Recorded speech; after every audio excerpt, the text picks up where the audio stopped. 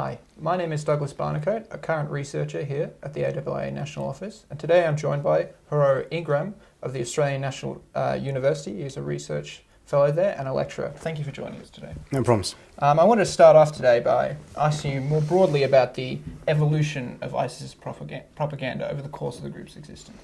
Sure. Well, I mean, it's one of the most interesting things for me as someone who's spent a bit of time monitoring this group and analysing how its propaganda has changed is just how remarkably consistent it is. Now, this is a group whose history is characterised by these great booms and busts, the great kind of successes in Iraq of over a decade ago, and then an awful bust, almost essentially decimated really around 2007 and 8. And then you have this boom again in 2014, kind of 15, and the group now in 2017 is well and truly in another bust.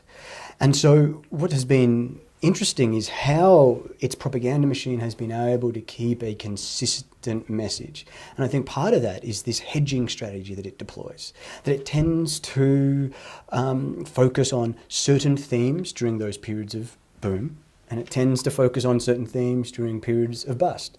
So during those periods of boom, it's statehood. It's conventional politico-military activities. It's building the ranks. It's appeals to foreign fighters and what we call rational choice appeals.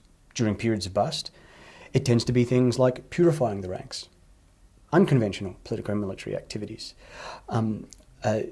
engaging in terror at home, acts of terrorism at home.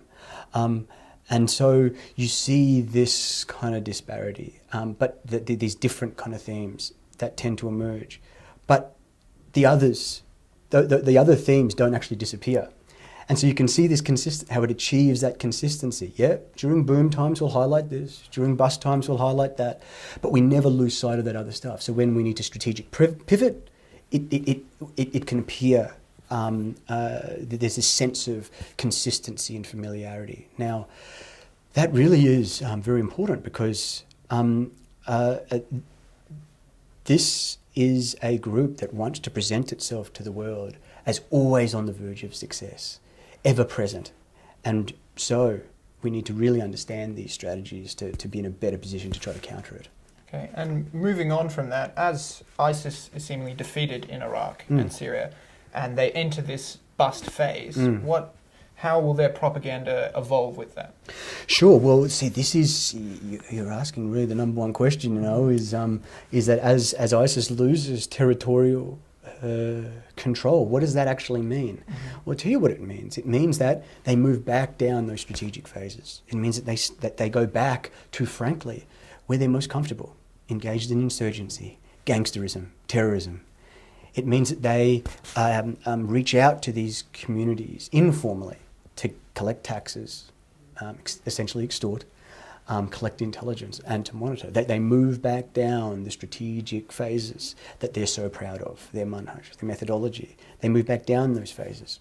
So what does that mean in terms of propaganda? Well, they will deploy propaganda that supports that. They'll deploy propaganda that makes the acts of terrorism look more powerful than it really is. They'll use propaganda to amplify the effects of what very little actions they can actually engage in because they're weak. The question really is not, is propaganda going to be important for the group? The propaganda is more important for the group when it's weak, even more important, because it uses it to make itself appear bigger and more powerful. But the real question, I think, here is, are we sophisticated enough not to fall for its traps? Mm-hmm. And so far, we've tended to hubristically walk into them. And again, on that note, what's the best means for state governments to combat this online propaganda? Sure. Well, certainly, look, if we're going to focus in the online realm, and I know that's very, very important, particularly from a Western perspective, disruption is important. Shutting down the networks online is important. It's very, very important. But that must be merely a part of a much broader strategy. We have to develop more sophisticated strategic communications approaches. We have to develop more sophisticated evidence-based approaches to how we counter this messaging, how we shift the narrative, the information war. And so, yes, disruption will be important from an online perspective, but it must be partnered with a more effective approach to strategic communications. It's essential. Okay, thank you very much for your No time problems. today. Cheers. Thank you.